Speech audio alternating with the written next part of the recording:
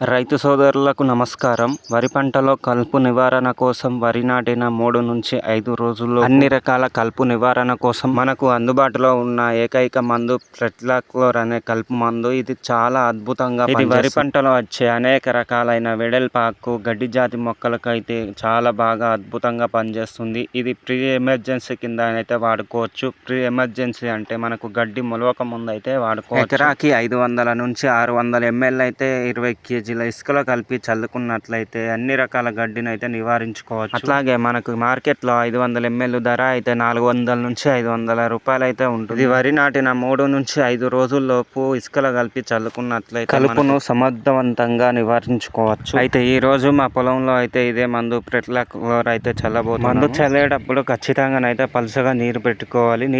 నీటిని పొలంలో ఇంకేలా చూడాలి. అప్పుడు కలుపు మందు చాలా బాగా పనిచేస్తుంది. మరొక వీడియోలో కలుద్దాం. అంతవరకు బాయ్.